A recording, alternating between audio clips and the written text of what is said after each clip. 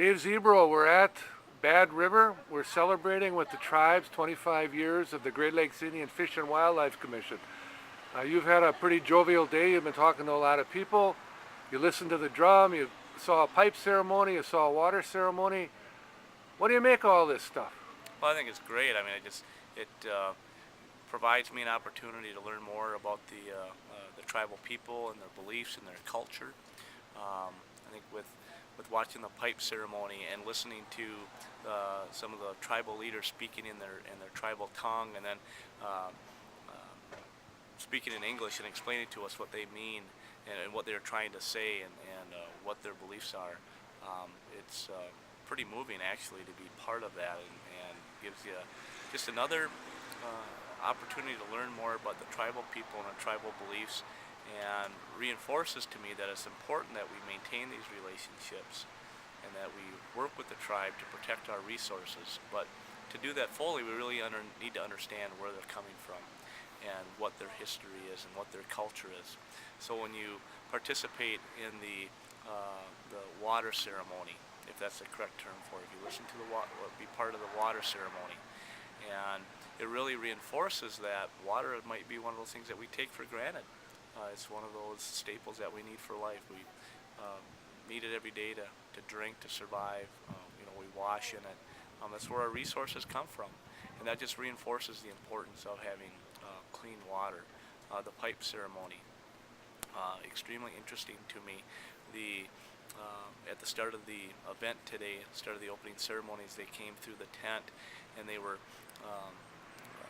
had the tobacco, and they were wafting you, and we were washing ourselves with the tobacco.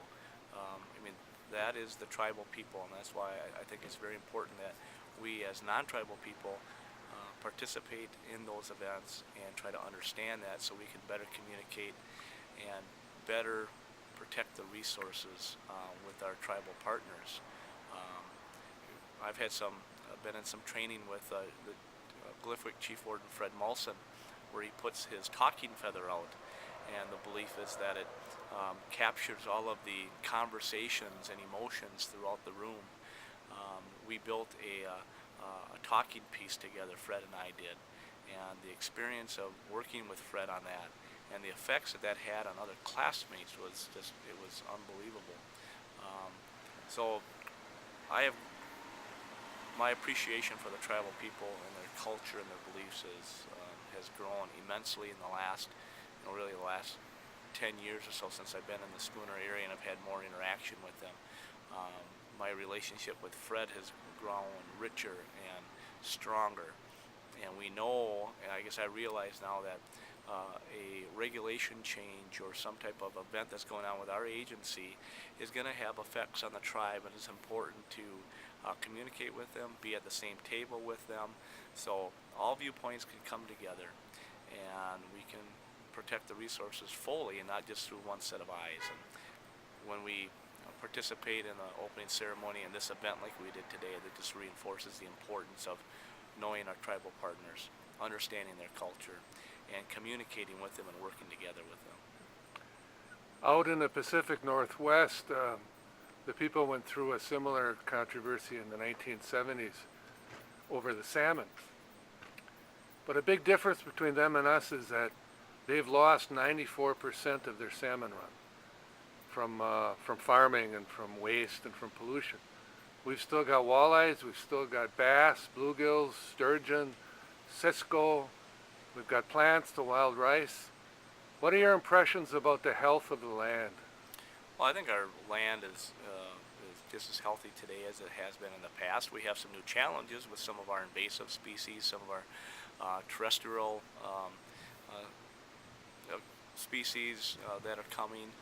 Emerald ash borer. We have some challenges, but we still have a lot of deer. We have turkey now in the north that we haven't had before. Our bear populations are thriving. Our walleye populations seem to be good and holding strong in a lot of the lakes. So I can't say that the resources are poor now because of off-reservation rights. I know of non-tribal members that go out and can catch their bag limit of walleyes and catch their panfish, and They can pick and choose what deer they're going to harvest, or pick and choose what bear they're going to harvest, and that's all been going on after the off-reservation rights have been allowed. So I think our resources are strong. I think they're healthy. We have some challenges. We'll need to continue to work together to minimize any negative effects on there. But overall, I think our resources are very healthy, very strong. This is Nick Vanderpine and Dave Zebro for Indian Country TV. Miigwech.